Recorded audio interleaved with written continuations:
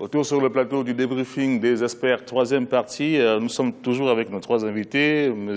Alafé Ouakili, qui est notre consultant éditorialiste, M. Serge Yao et bien sûr Antoine Assalé Tchimoko. Alors on va parler, monsieur, de la santé et la couverture maladie. C'est un thème qui va être en débat ce mardi à 19h30 GMT. Mais on va commencer à en parler. Alors, je suis allé sur le site de la présidence ivoirienne. Je crois qu'il n'y a pas meilleur endroit pour avoir des statistiques. Et je recueille des données qui sont intéressantes. En premier lieu, on dit que les dépenses publiques consacrées au secteur de la santé représentent à peine 5% du budget de l'État et 0,9% du produit intérieur brut, contre 2,2% en moyenne dans tous les pays d'Afrique. Comment est-ce qu'on peut l'expliquer, Sergio? Je pense que c'est un problème. Ça veut dire que l'effort au niveau de la santé n'a pas été fait. Et c'est ce dont on parlait tout à l'heure. Bon, ce que je veux dire, on est aussi sur une période où on est arrivé dans un pays exsangue, dans une situation très difficile. Il fallait faire des choix d'urgence. Mais regardez, déjà, quand on prend le programme d'urgence présidentiel, ils ont concédé 12 milliards seulement pour la santé, si je me souviens bien. Donc je pense que la santé est au cœur. Sur quelle somme? 12 milliards. Oui. Mais le programme présidentiel, je pense qu'il est facilement monté à 200 milliards. Vous savez, il y avait juste 12 milliards pour la santé. Dans le premier volet, mais ça montre que, en fait, ils ont mis l'accent sur les infrastructures. C'est une bonne chose, mais je considère que la santé doit être un challenge extrêmement important. Et la santé, et l'éducation, et la sécurité. L'éducation prend 24 à 25% du budget national. La santé doit être extrêmement, peut-être pas budgétivore, mais avoir un engagement financier significatif. Parce que, comme disait, on a réhabilité un peu les 3 centres d'urgence, on a réhabilité 6 hôpitaux généraux à l'intérieur et 36 à 38 centres de santé. Bon. Est-ce que c'est suffisant pour une population, justement, qui est de plus en plus galopante? On parle de 24 à 25 millions d'habitants. Voilà, non, on est en 24 millions d'habitants, bon. Et en plus, on a une fécondité qui est galopante. On est à pratiquement à un taux de 5,5 à 6 enfants par femme en Côte d'Ivoire. Donc c'est vrai qu'il y a une dichotomie entre l'urbain et le périurbain, mais donc ça pose la problématique. C'est extrêmement important. Alors Antoine Tchimoko, est-ce qu'on peut expliquer ces chiffres-là aussi par la crise qu'a connue le pays au cours au moins des 15 dernières années? Oui, moi, votre question me rappelle la réponse du ministre de la Justice, une fois sur le plateau de France 24, quand on lui demandait de dire quelle était la part du budget national de la Côte d'Ivoire qui était consacrée à la question de la justice. Il avait dit environ 0,9%. Vous voulez construire un pays émergent, vous voulez construire un grand pays, et vous consacrez seulement 0,9% du budget aux questions judiciaires, disons 1%. Sous Gbagbo, c'était 1%, et ils ont réduit à 0,9%. Et l'explication, c'était pour lui qu'il y avait des urgences qui étaient plus importantes que les questions judiciaires. Je me demande comment on peut gérer un pays, comment on peut investir dans un pays si la justice n'est pas crédible. Donc, pour en revenir à la question qui concerne la santé, je pense, est un maillon important de développement d'un pays. Si vous avez une population qui est malade, qui ne peut pas se soigner, vous ne pouvez pas espérer avoir des ressources humaines de qualité pour pouvoir diriger sur 10, 15, 20, 30 ans, travailler pour gérer le pays. Et donc, 5%, cela peut s'expliquer peut-être par la crise qu'on a connue et du moins les urgences qu'on a connues aussi. Mais je suis bien tenté de voir combien ils vont consacrer pour le quinquennat qui arrive aussi, sont relus à ces questions de santé. Mais c'est primordial quand même d'investir au moins, à mon avis, 10% du budget national dans les questions de santé. Alafé, voilà. Je veux compléter parce que je ne veux pas que ce soit contradictoire. C'est ce que je dis quand même, le gouvernement avait fait un effort pour la gratuité des soins. Donc ça, c'est un enjeu quand même. C'est une action forte. Et si ensuite on retourne... Il a reculé aussi quand même. Il a reculé, mais parce que ça dépend. C'était pas tenable financièrement? Non, si vous faites des gratuités de soins pour tout le monde, mais attendez, les gens qui... Je ne veux pas être xénophobe, hein, mais les gens qui sont limitrophes au pays, mais ils vont venir. À la fin justement, le candidat Ouattara, il compte mettre à la disposition de chaque Ivoirien s'il est réélu, un centre de santé de base à moins de 5 km de chez lui. Chaque Ivoirienne pourra accéder à une maternité à moins de 5 km de chez elle.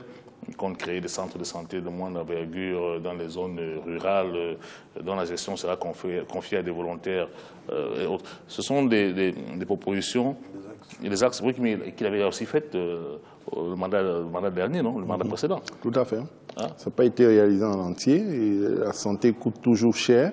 Je pense que ça a été une préoccupation à un moment donné et puis on a stoppé. Et il y a eu un certain nombre de drames. On a vu Awa Fadiga, on a vu des gens qui étaient dans des centres de santé. Il y a eu des dérapages, il y a eu une prise en charge difficile. Et ce qu'il faut noter, c'est qu'il faut mettre en place un système qui fait que malgré le plateau technique qui n'est pas assez élevé, malgré le fait qu'on n'a pas assez d'infrastructures, il y a la possibilité de prendre en charge les malades avec le peu que l'on a. Il y a des situations d'urgence où on n'a pas toujours les adresses, on n'a pas de contact de parents. Et quelquefois, il faut le dire, pour 5 000 francs, 10 000, il n'y a pas de médicaments d'urgence, il n'y a pas de prise en charge d'urgence pour 5 000, 10 000 francs. Des gens meurent. Ça aussi, il faut le noter. Parce qu'on n'a pas pu contacter tel parent à temps pour savoir qui va prendre en charge. Et puis, moi, je le dis, quelquefois même, quand on est malade et qu'on accompagne des gens dans des cliniques UP qui ont les ressources, quand tu ne fais pas une prise en charge, assurance, ou quand quelqu'un ne se porte pas garant pour déposer un chèque, même dans les grands hôpitaux, dans les grandes cliniques, on ne te prend pas en charge. Moi, je pense qu'il faut sensibiliser le corps médical, les propriétaires de cliniques, en plus des hôpitaux publics, sur l'urgence, l'intérêt de prendre en charge les malades. Moi, je vais plus voilà, avant de chercher à savoir qui va payer. Ça, c'est l'un des problèmes. Je vais encore plus loin. Avant d'aller à la CMU, monsieur, je dis qu'on est en Afrique, c'est sûr. Allez à l'hôpital, il y a des gens qu'on n'assiste pas, ils meurent. Ou bien il y a des erreurs graves sur le plan médical. Et les médecins, ils ne sont pas poursuivis. Et on dit, c'est Dieu qui veut. Je pense que ça... Non, je pense que là, il y a la responsabilité pénale des médecins qu'il faut engager parce que c'est la vie des gens qui sont en jeu. Et il ne faut pas qu'on joue.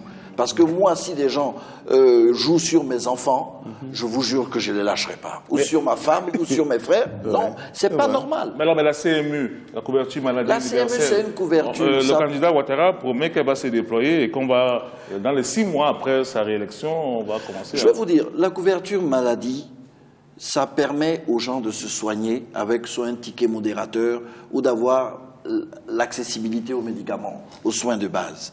Mais là, moi, je parle de la responsabilité des médecins. Non, ça, on a compris. Vous voyez? Non, oui, on a compris ce point de vue. Okay. Moi, je voulais qu'on insiste un peu sur la CMU parce que c'est innovant. C'est innovant. C'est difficile à voir. C'est innovant, mais dans des systèmes qui sont les nôtres où on ne maîtrise même pas la natalité, on ne maîtrise pas le fichier civil, c'est-à-dire que les enfants même qui naissent ne sont pas déclarés, on ne maîtrise même pas la démographie, on ne maîtrise pas totalement les frontières qui sont les nôtres. On se demande comment encadrer ça. Même en France, où il y a la sécurité sociale, on voit les chiffres qui sont ahurissants, en millions d'euros de pertes chaque année pour cette couverture-là. Et donc, le tout n'est pas de mettre en place le système, le tout est de créer, de le financer, de trouver les moyens de le financer, de comment on le finance, et de créer les infrastructures qui puissent accueillir les personnes. On dit on paye 1 000 francs, et qu'avec 1 000 francs, on peut se soigner. D'accord? 1 000 francs, l'an ou mois? 1 000 francs l'an. 1 000 francs l'an. 1 000 francs par an. Par an. Voilà. Bon, mais l'État compte investir quand même 378 milliards de francs CFA. Parce que finalement, je ne sais pas à quoi ça sert les 1 000 francs. Si c'est 1 000 francs l'an et une fois, on a 22 millions d'habitants. 1 000 francs, ça fait à peine combien? 22 milliards? Ouais, c'est ça. Est-ce que tout le monde est enrôlé de toute façon? La réforme de la santé, ils ont commencé d'abord à redéfinir le statut du personnel. Bon, ils ont recruté quand même un certain nombre de personnel du corps médical, à peu près 4 000, 4 500.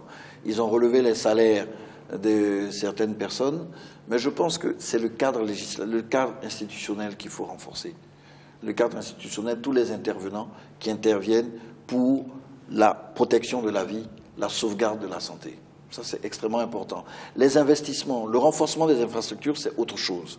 Mais je pense que le cadre qu'on doit mettre en place, qui doit encadrer le personnel de la santé, les gens qu'on reçoit, Ce cadre doit être très bien défini. Comme dit monsieur, c'est bien, c'est un programme, parce que vous savez, parfois, quand les programmes sont trop ambitieux, la mise en œuvre est très difficile. Vous êtes sceptique sur la mise en œuvre. Non, je ne suis pas sceptique. Je ne suis pas sceptique. Je dis que ça s'est fait en Amérique latine. Oui. C'est plus difficile à faire. Non, ça peut se faire, mais il y a des prérequis. D'accord. Oui, c'est même la question. D'abord, la chronologique. Il s'agit actuellement, c'est pour l'enrôlement. Alors, on ne dit pas, on n'a pas encore défini même le taux de cotisation des populations par rapport à cette. Mais ce que je l'ai dit, il y a aussi la formation des ressources humaines. Je ne citerai pas le nom de la ville, mais vous savez qu'il y a des infirmiers, tu passes le concours de l'INFAS, qu'on envoie dans une ville comme Gagnoua, où ils ne font cours que dans les bâtiments du CBCG. C'est-à-dire que seulement les samedis et les dimanches. Alors, vous formez des infirmiers seulement les samedis et les dimanches. Et puis bon, au bout de 6 mois, on les met sur le... En fait, ce sont des porteurs de mort. Voilà. Hein? Alors, ça, c'est extrêmement dangereux. Alors, pour terminer à la fin... Il faut dire que le système actuel aussi, la CEMU, l'enrôlement, tout, je pense qu'il faudra réfléchir. Vous voyez, aujourd'hui, il y a des choses qui vont vite. La téléphonie cellulaire, on a 20 millions de puces, on a 10 millions de citoyens abonnés. On peut donner un numéro de couverture de sécurité sociale à tout porteur de numéro de téléphonie, à tout citoyen identifié. Et je pense qu'il y a beaucoup de choses comme ça qu'il faut faire pour inciter les gens à aller vers les hôpitaux et aussi ce projet de couverture médicale universelle.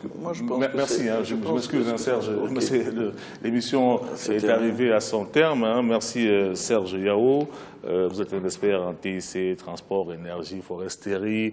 Merci à beaucoup d'énergie surtout. Ok. Merci à Antoine Assalé Thieboko, directeur de l'éléphant déchaîné, et bien sûr à Alafé Ouakili, notre consultant, qui est le directeur général de l'intelligence d'Abidjan. On se retrouve demain à 21h30 pour une autre émission sur le débriefing des experts.